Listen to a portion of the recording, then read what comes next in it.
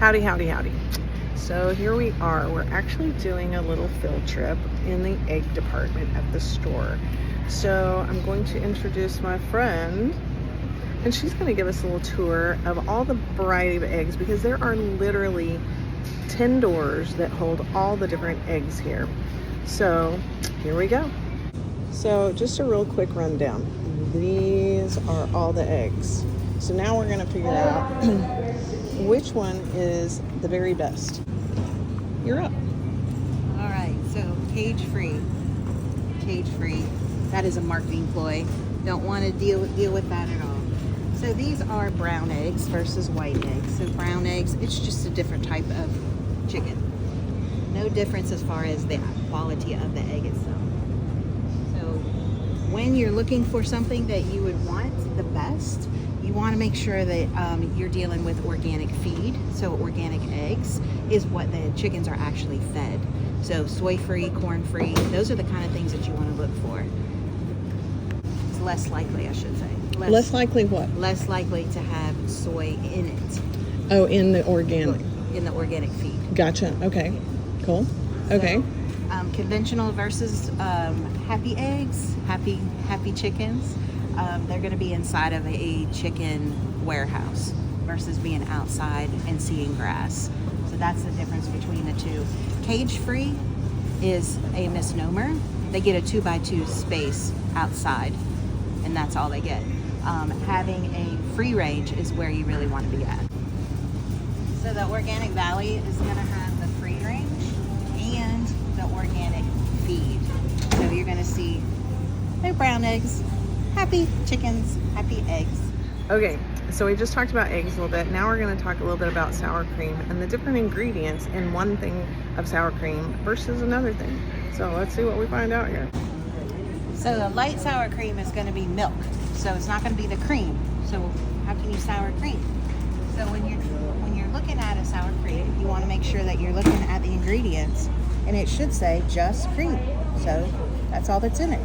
So a daisy is that. If you're looking at something like a light sour cream, it's going to have a whole lot more ingredients, and then also it's going to have some kind of vitamin that's going to be enriching. So why would they need a vitamin in something that already has vitamins in it? So it means that there's something that is missing. So we want to make sure that we don't pick something like that, because we don't need something that was made in a chemical factory. Okay, so now we're over here in the dairy section, and we're going to look at heavy cream, because I gotta have it in my coffee, and we don't want to do plant-based. We just want to do heavy cream, and it's just yummy. And fat does not make you fat, remember? So we're talking about a store brand. So the store brand, when you're looking at the ingredients, you got to read the ingredients. Heavy cream, and then it also has this carrageenan. Carrageenan is a seaweed derivative. It actually multiplies 1,000 times its weight, and it is an irritant into the gut. So when you're drinking carrageenan, this is something that you don't want to be adding to your system, because it is an irritant. Mono and diglycerides and polysorbate 80. What is that in there for? If they have to thicken it to make it to where it's palatable, don't want to do that. Those are emulsifiers. So just get something that says cream. That's all you want. Very hard to find. All right. Of all the things that we see, this is probably going to be the best, since there's not cream by itself. But this one is organic cream and then gel and gum. Gel and gum is the best of the worst, I guess, is what, if you want to say it that way. It is an emulsifier, so it's going to keep the thickener all the way through, and it's just going to make it more palatable. So it doesn't necessarily add any nutritional value to it. But if I had to choose, this would be my choice based on what we have. Okay, so we're down here with butter, and I love butter, and Jody loves butter. We really like butter, and it is packaged so dang good. I want to buy it all, and also I'm buying it with salt, so there's that. But I did notice that some of the cool packaging that looks really super sexy has other things in it besides cream and salt. So here we go. That looks so pretty. But it's 85% butter fat. I think most butters are 85% butter fat, if I'm not mistaken. That packaging is amazing. It is. The marketing looks great. So you've got sweet cream, butter, or milk. So it's made with heavy cream and salt. And wow, what a package. So Looks really yummy. And there you go, half of a pound. And then you have, You said this one? yeah, what's the ingredients? Dum dum dum. So, Pasteurized cream and salt. There you go. There was So- another one that had, oh, the grass-fed one. Let's see what's in the grass-fed. Because grass-fed is always so good. this one? Yeah, let's see what's in there. Cream and sugar. There you go. Awesome sauce. Salt. Okay, so what is this? This is pasture raised. Nice. 85% butter fat. Wow, there All you butter. go. Nice. And then, let's see, where's... Oh, there it is. Fabulous. Oop. Ouch. What does that mean? Lactic acid. That's crazy. Why are they adding that to it? I don't know. Okay, our last little adventure here is to talk a little bit about yogurt, because sometimes we want a little bit of something different, and what are our alternatives that don't have sugar? Because as you know, yogurt's got that good bacteria, but also, oh my gosh, the calories in the sugar. So let's find out more. All right, so when you're choosing a yogurt, you want to choose a yogurt that's going to have the higher milk fat in it. When you are choosing zero milk fat, that means that the fat in the milk, they're going to be using skimmed milk, which is basically water and sugar. So that's going to be more sugar for your body and less fat, which the fat is the energy piece that you need for your body. So in this 5%, you're going to have your pasteurized milk and cream, and then the live yogurt. But Laura, this only has 90 calories and this has 160 calories. I really don't want to gain weight. I'm trying to lose weight. But it's the calories are not what you're looking at. You're looking at the actual energy units that you're making or that you're looking for. So this is going to be more easily readable for your body to use it as a calorie. And the only way we could really improve upon this situation is if it were truly like a grass-fed situation. Would you agree? Yes. Or you make your own. That's the best thing.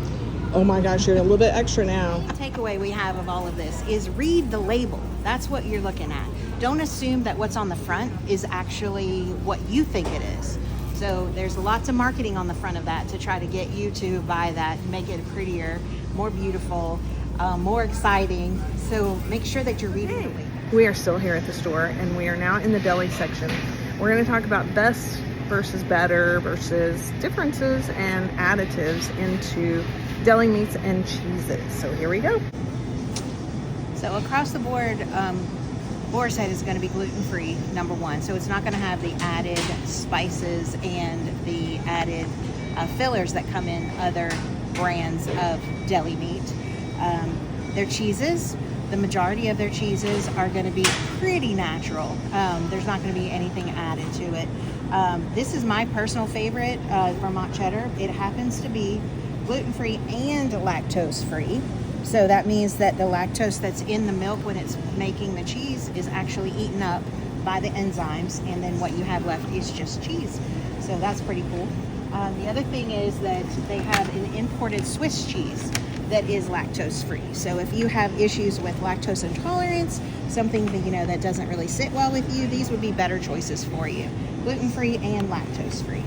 So now tell me real quick, why should we be concerned about this? Because they're not going to put food coloring in this. No, the white ones are going to be without coloring. So But this is a Boar's natural Head. It cheese. doesn't have food coloring, right? No, there are some that do.